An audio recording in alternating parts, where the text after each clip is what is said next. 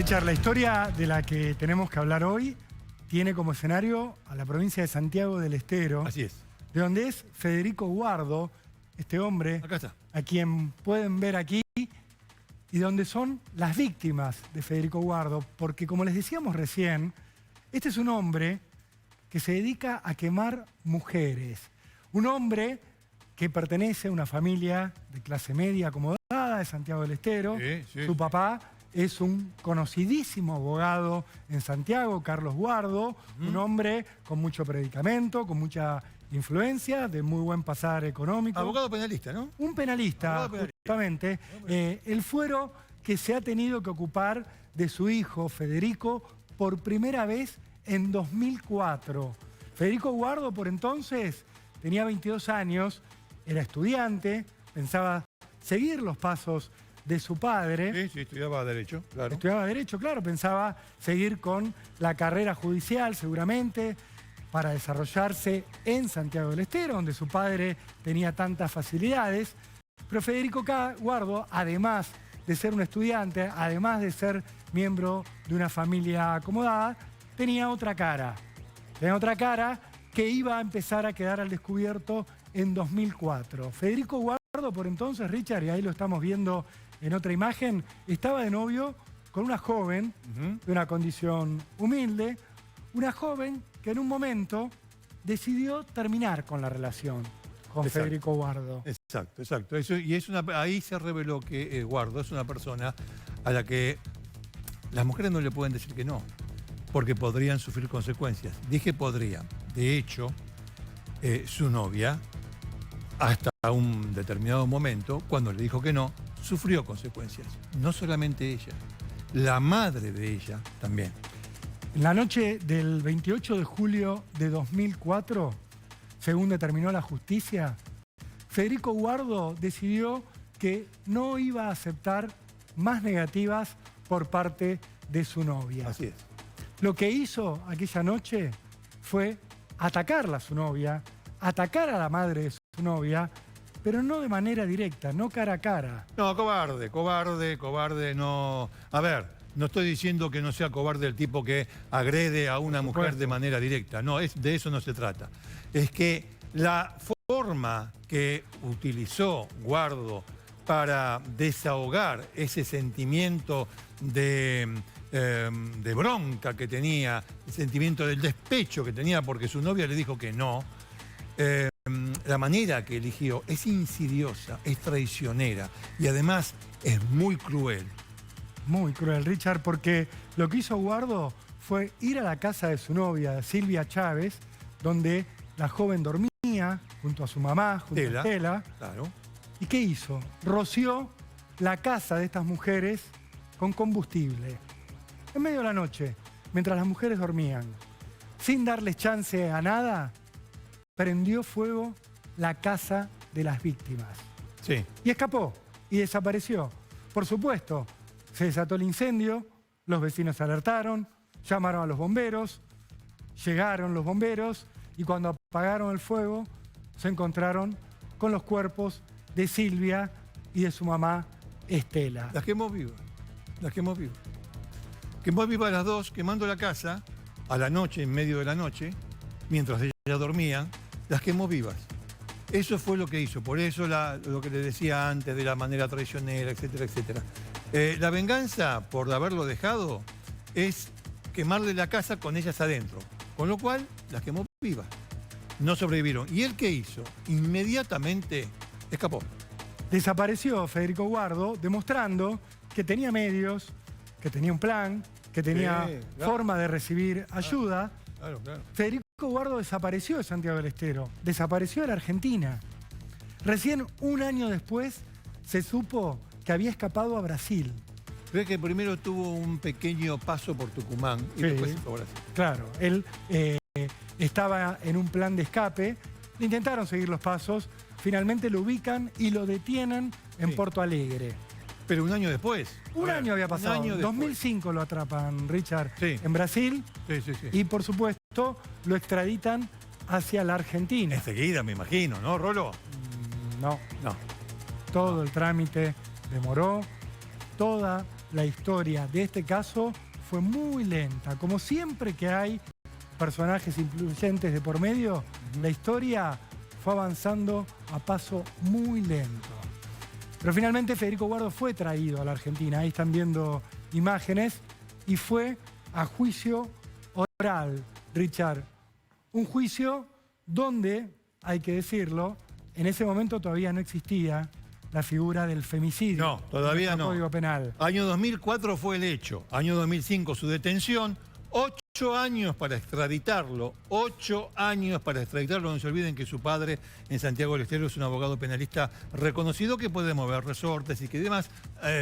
Conoce perfectamente cómo es esta cuestión para demorar. Lo que pasa que esos 8 años de demora en la extradición los pasó preso. Pasó preso.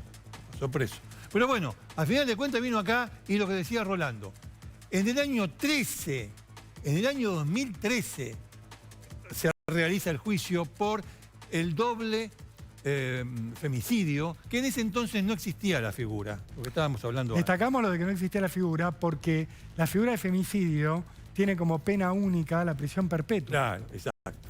Al no existir esta figura, quizás podrían haber aplicado otra a los jueces, pero a Federico Guardo siempre lo trataron bien.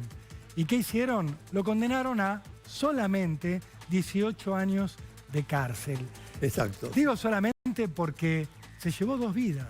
De manera totalmente alevosa, hay que decirlo, Richard. No. Ahí está, lo acaba de decir Rolando. Alevosía.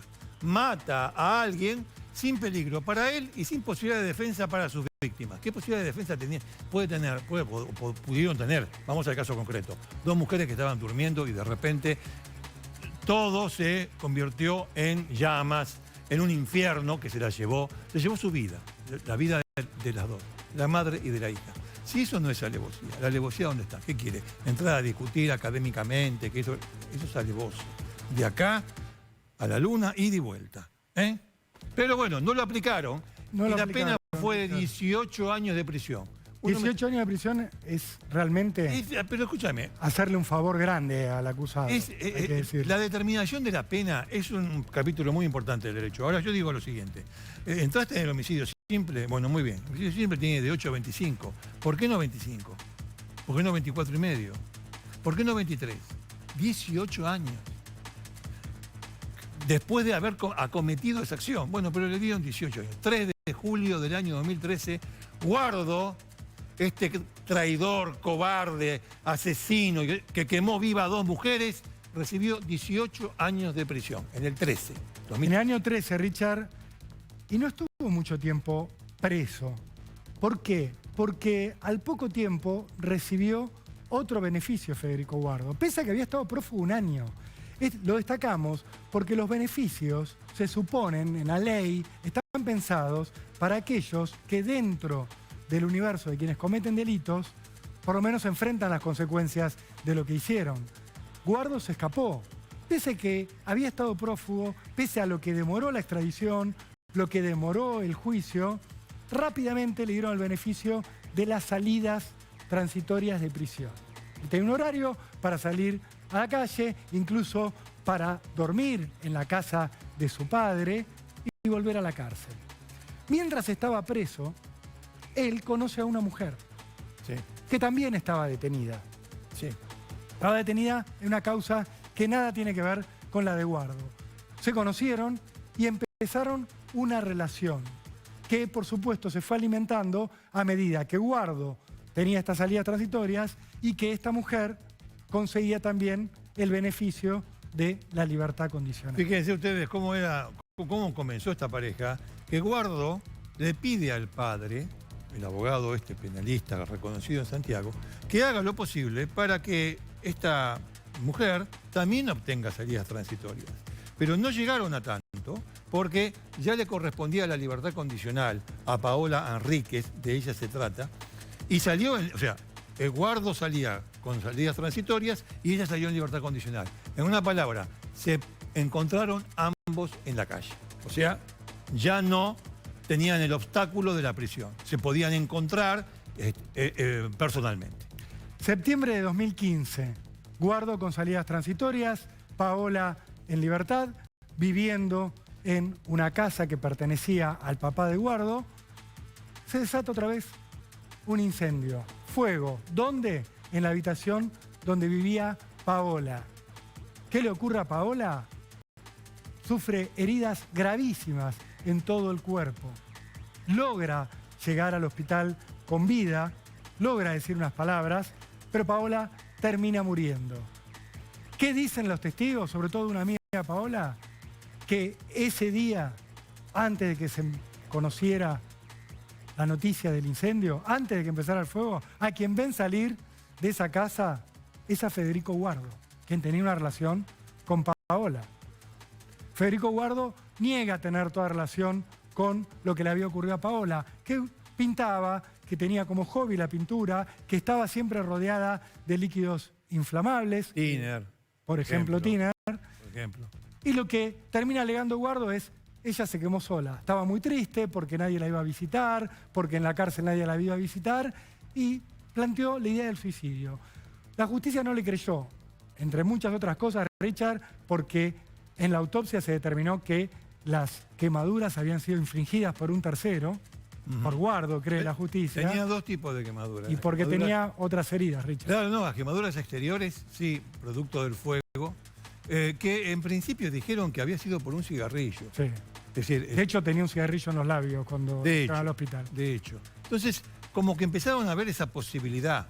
O sea, la posibilidad del accidente, la posibilidad del suicidio. Nadie estaba pensando en Guardo porque, de hecho, Guardo mismo y algún que otro conocidos de su padre en la justicia, en la policía, trataban de plantar las cosas como esta piba estaba, o esta señora, estaba pintando y, bueno, sufrió un accidente o ella misma, por algún motivo, decidió quitarse la vida. Pero otra vez una mujer quemada, con una relación sentimental con Guardo.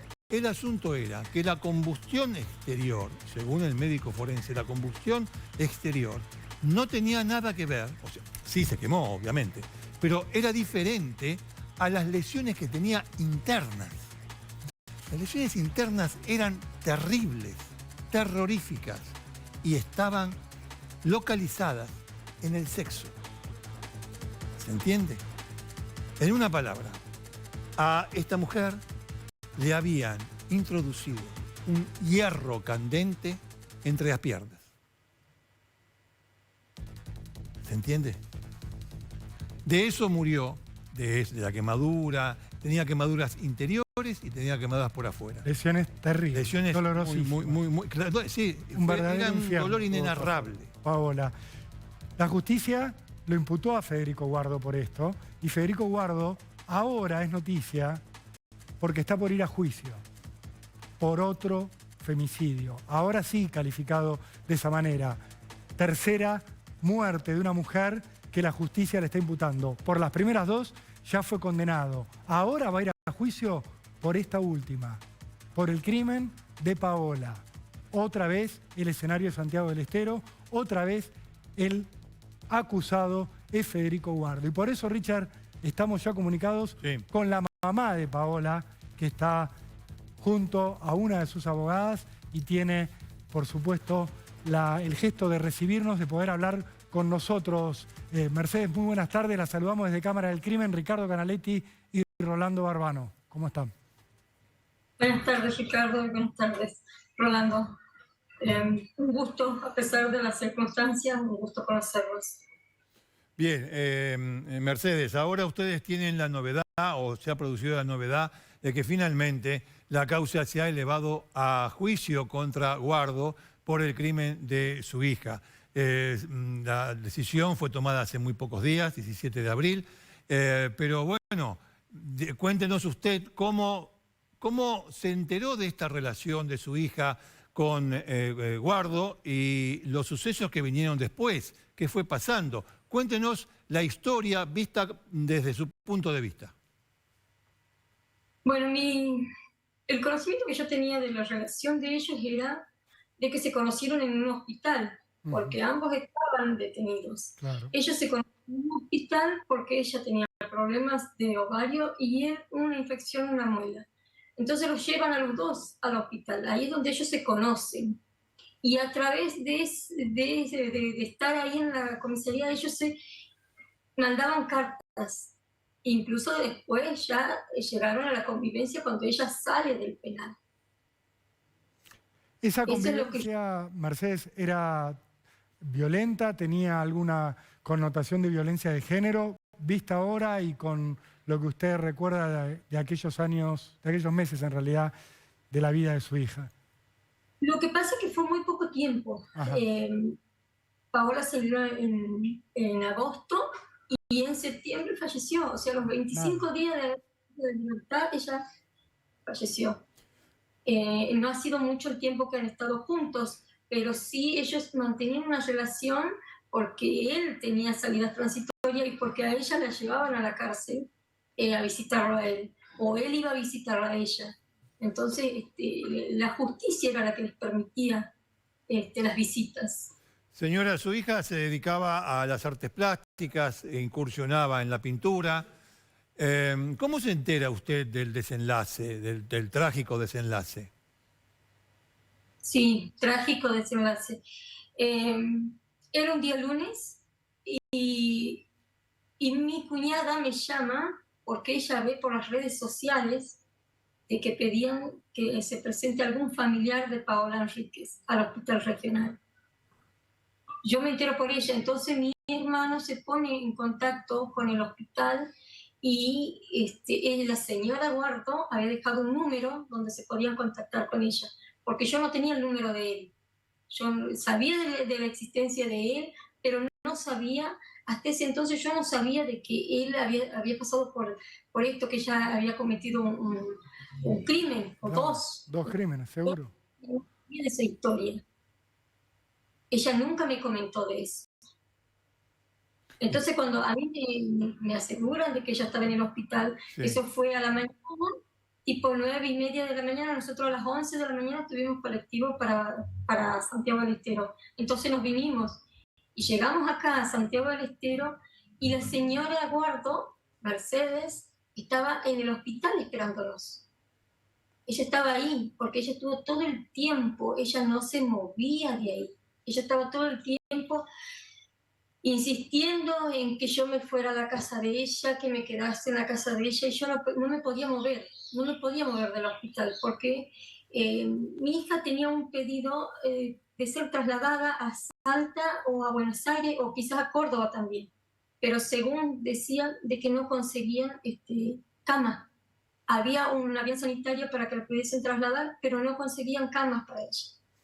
Entonces por eso ella estuvo esos días ahí. Y yo no me podía retirar porque si a mí me llegaba la orden de que había que trasladarla, que habían conseguido una cama, yo tenía que ir con ella. Claro. Y, entonces yo no me pude mover.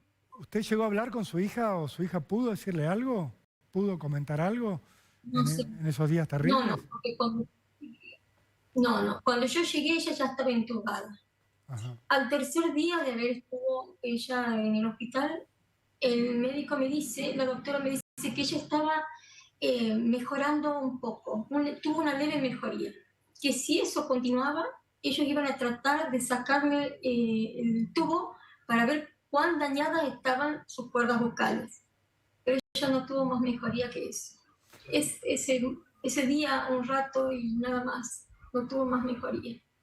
¿Y la madre de Guardo, qué le dijo sobre lo que había pasado? Todo el tiempo ella decía de que ella se quemó, que se le cayó el cigarrillo en el tiner y que el tiner explotó y que ellos le habían ayudado, que el hijo no estaba, que llegó cuando ellos estaban por sacarla a llevarla al hospital. Que ellos la ayudaron, que el marido y ella la habían ayudado. Eso es lo que ella decía todo el tiempo. ¿Y usted qué sentía? ¿Usted le creía que esto había sido un accidente? Sinceramente yo creí, ¿sí? Sinceramente yo creí eso. Hasta que en el hospital, estando internada ella, yo me crucé al kiosco a comprar un té y estaba una de las oficiales en un patrullero de la cárcel de mujeres donde ella estuvo recluida y le comenté. Y ella me dice, bueno, yo mañana la vengo a ver. Pero no vino ella, no vino, que no recuerdo su nombre. Era una oficial, pero yo no recuerdo su nombre. pero sí vino al otro día otra oficial. Y cuando ella la ve a la señora esta Mercedes, ella me dice, oh no, esto no es así, me dijo ella, y ella se agarraba la cabeza. Pero esta señora nunca me dio lugar a hablar con nadie. Ella estaba todo el tiempo encima mío. Inclusive yo para poder entrar a ver a mi hija, era terrible porque no, era un hermetismo total. No podía verla, no podía pasar. Primero tenía que pasar ella. Todo el tiempo fue ella. Primero la madre de Guardo antes que usted, que es la mamá de la víctima. Ella quería estar siempre en el medio. Ella estuvo siempre estuvo ella. Inclusive un día domingo llega Federico, ahí lo conozco yo a Federico. Ese fue el día que siento que me abracé con el diablo. Porque él llegó a saludarme y a ofrecerme ayuda. Me trajo un sillón, me trajo una frazada y ese día él pasó a verla. Él sí pudo pasar a verla. Yo no pude pasar ese día.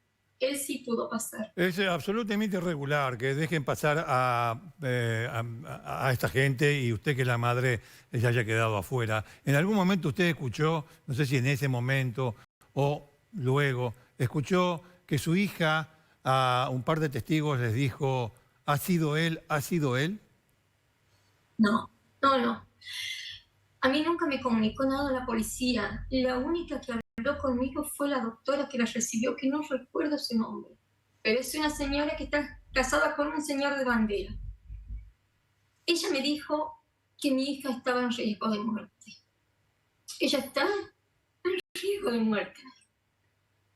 Nosotros preguntamos cuán comprometido sería. Y ella me dijo, mira, de 10 casos que tuve, solo 2 se salvaron.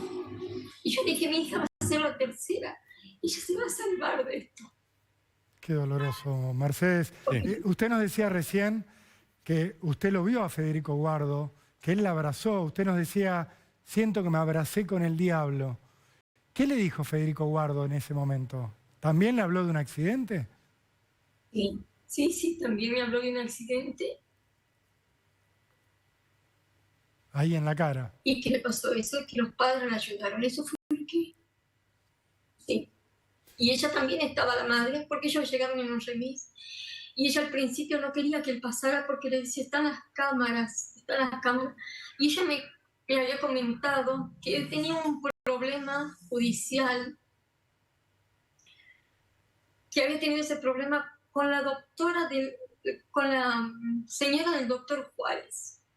Eso fue lo que ella me comentó, pero nunca pudimos llegar bien a la cuestión. Era lo único que ella me comentó, porque siempre toda mi familia también conmigo, mi padrastro, que ella adoraba a su abuelo, que si bien no era el abuelo de sangre, pero ella lo adoraba. Él no me dejó en ningún momento, mi hermano, mi hermana, estuvimos todos para ella. Entendemos. Mercedes, espérenos un segundo porque también estamos en comunicación con el doctor Javier Leiva, que justamente representa los intereses suyos, los intereses de la víctima en este caso. Doctor Leiva, también lo saludamos desde Cámara de Crimen, claramente Rolando Barbano, Ricardo Canaletti. ¿Cómo está? ¿Qué tal, Rolando? Muy bien estoy, Ricardo. Bueno, es claro lo que expresa con tanto dolor la señora Mercedes con respecto a ese anillo de seguridad que habían impetrado los padres de Federico Guardo para que ella no ingrese a conversar con su hija. Es claro, notorio, lo arreglado que estaba esto para que no se comunique la madre con Paola. Claro. Agregando todo esto, a todo lo relatado, cuando se la lleva a Maru, el médico que la recibe, Maru ahí le dice, Paola le dice que había sido él, por Federico Guardo, quien la había prendido fuego. Ella llega a decírselo entonces a una médica. ella llega a decírselo al médico que la recibe. Y para ir un poquito atrás, esa misma pericia forense, Ricardo, Rolando, da con que esa introducción del objeto candente, para ser más preciso, en la vagina, había sido en vida que había recibido Paola. La verdad que este relato, o esto lo que estoy diciendo, es crudo, no entra en la cabeza de un ser humano. Es una barbaridad sí, de todo punto de vista. Es el verdadero diablo en persona. Es una barbaridad de todo punto de vista. Doctor, así es. Usted decía, es el diablo en persona. Sí. Obviamente, hablando de Guardo. Lo que le quiero preguntar es, ¿en algún momento de la causa los padres de Federico Guardo estuvieron imputados? ¿Hubo algún reproche en algún momento? Sí. Cuando nosotros logramos, con mucho esfuerzo desde nuestro punto de vista, de nuestro lugar tan humilde, cual empezamos a trabajar, logramos que se lo imputen y se lo detengan tanto a Mercedes Happ como a Carlos Guardo, que son padres de Federico Guardo. Luego, por un trabajo quizás deficiente, o como pueda llamarlo, también asumo algún tipo de responsabilidad, lograron la excarcelación y hoy con total cercanía al juicio oral, estamos dentro de todo festejando, lo que podremos decir esto, porque llegar a estas situaciones es un gran logro. Ricardo. A ver, doctor, pasando el sí, la sospecha sobre los padres, claro. ¿Cuál era, doctor? ¿En qué lugar de lo que fue este femicidio podrían haber entrado y en qué situación legal están hoy?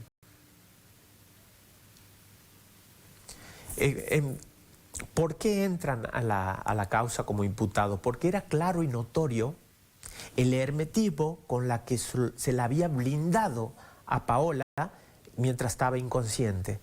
Imagínense que aquí lo acaba de relatar Mercedes, que ella no podía ingresar a verla a Paola. Pero sí podía ingresar Federico Guardo, sí podía ingresar la mamá de Federico Guardo, sí podía ingresar el padre de Federico Guardo, pero desde su lugar, desde su lugar, Mercedes no podía ingresar. Ese hermetismo nos abre a nosotros, o nos llenamos de interrogantes para que entren y decir que eran cómplices de Federico Guardo, lo cual luego no lo podemos sostener, pero bueno, para nosotros, en nuestra teoría del caso, son cómplices de la muerte de Paola. Dígame lo siguiente, ¿dónde ocurrió el incendio que termina luego con la vida de la víctima? ¿Dónde ocurrió? De la casa de Federico Guardo, sí. Abajo tiene el estudio el padre. Sí. En el primer piso vive el padre. Sí. En la planta alta, segundo piso, ahí fue el accidente. Es donde Federico Guardo pernotaba, porque tengamos en cuenta que él salía con salidas laborales, se supone, ordenadas por un juez. Salía a las 8 de la mañana y volvía a la cárcel a las 8 de la noche. Sí. O sea, volvía a pernotar únicamente a su lugar de detención. Sí. El accidente, supuesto accidente, que para mí un homicidio, de aquí a la China. Bueno, por eso va a ir a juicio por homicidio. Ocurrió en el segundo piso. En el segundo piso, bueno. No, que justamente porque no es un accidente, sino un homicidio, va a ir a juicio por homicidio. Ahora, tenemos en claro el lugar donde fue. Para agregar más, Ricardo. Sí. Sí. No, digo, para agregar son más, dos o tres Ricardo, cosas, se le hizo la casos. Bueno, déjeme hablar a mí. 2 o 3 ítems, tips, que decidieron a los jueces a enviar a este hombre a juicio. Uno de ellos fue el resultado de la pericia forense. Usted me lo va a explicar, el resultado de la pericia forense. La otra fueron declaraciones de 2 testigos que fueron las que recibieron las palabras de la víctima diciendo ha sido él, ha sido él. Dígame usted cuáles son los 2 o 3 puntos que han decidido a los jueces a enviar a este hombre a juicio, o al juez a enviar a este hombre a juicio. Dígamelo sintéticamente, por favor. Bien, uno de los puntos en la cual se desvirtúa lo que el accidente desvirtúa el accidente que proliferan la familia Guardo sobre Paola Enrique, es que Federico Guardo tenía marcas en su frente y en sus manos propios signos de defensa, de la cual también tenía algunos arañazos, se podría decir, Paola Enríquez.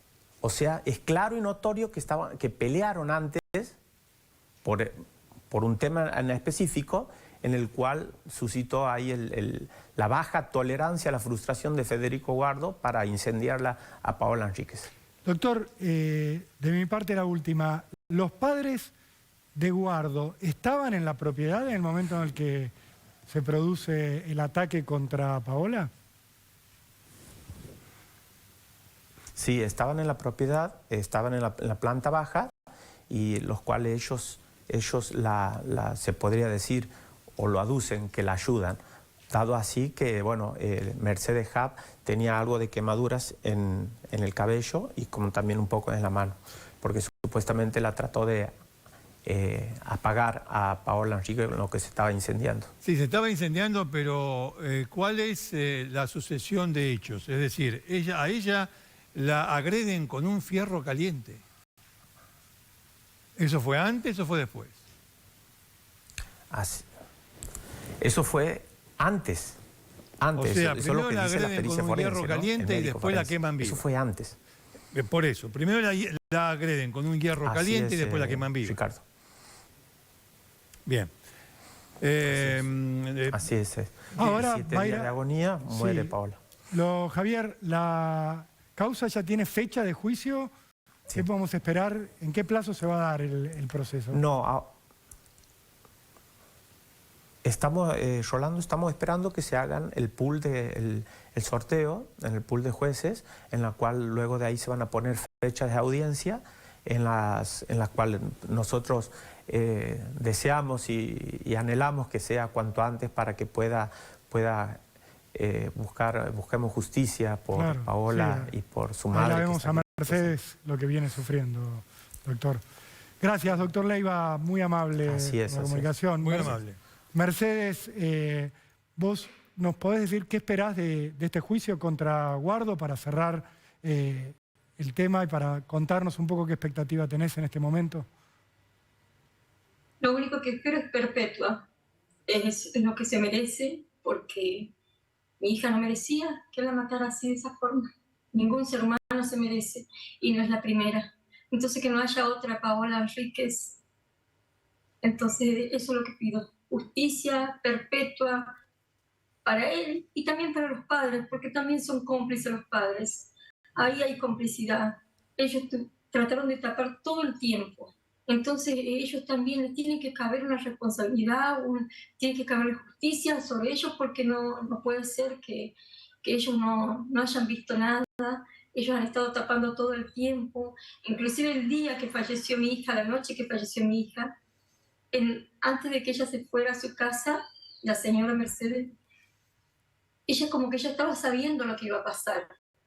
Porque ella me dice, ¿tenés crédito en tu teléfono? Y yo le dije, sí, tengo. No, yo te voy a poner crédito, me dice, por cualquier cosa que pase. Ella ya estaba sabiendo lo que iba a pasar. Y yo cuando me doy cuenta, mi teléfono, ella me había cargado crédito al teléfono. Y cuando falleció mi hija, ella estuvo al toque. Ahí, ya ella se había ido, hacía rato que se había ido. Cuando ella falleció, creo que fue la primera en llegar, ella y el esposo. Y el esposo, esa noche, él quería pagar el ataúd, quería que esa misma noche la llevara, que él se hacía cargo de todo. Pero la señora le decía que no había suficiente plata en el banco. Entonces mi hermana y mi hermano consiguieron que Acción Social les donara el cajón para mi hija. Y la llevamos a Bandera, llevamos allá al lugar donde ella había nacido, y al momento de llegar allá, no quisimos ese cajón, decidimos cambiarlo de cajón. Y mi hijo, él presenció cuando tuvieron que cambiarla de cajón. Cuando la pasaron de un cajón al otro, mi hija se cortó por la mitad. Se cortó por la mitad porque estaba tan quemada. Bien, señora, no queremos insistir con este punto, pues es terrible y bueno, entendemos la situación. Vamos a estar atentos a lo que resulte, a la fecha del juicio cuando sea fijada, y vamos a continuar este caso de un hombre que en 11 años quemó a 3 mujeres. Por lo menos la última debe rendir cuentas sobre el último caso. De los 2 primeros quedó bien claro. Le agradecemos mucho, Mercedes, esta amabilidad que ha tenido con Cámara de Crimen. Vamos a estar en contacto seguramente más adelante. La agradecida soy yo, le agradezco a ustedes infinitamente. Y al doctor Leiva, quien ha sido, que hizo ese hincapié en seguir y luchó, y aquí estamos, esperando ese juicio. Aquí también lo esperamos. Gracias, Mercedes. Hasta luego. Vamos a decir... una historia muy dolorosa, sí, Richard, donde hay que aclarar, los padres de Federico Guardo en este momento no están acusados de... Fueron sobreseídos. En el mismo acto en el cual se envía a Federico Guardo a juicio por el crimen de Paola Enríquez, los padres del acusado fueron sobreseídos, desligados del caso. Puede haber mucha sospecha, pero la resolución judicial hasta ahora es esa. Los padres no tienen responsabilidad de acuerdo con la justicia.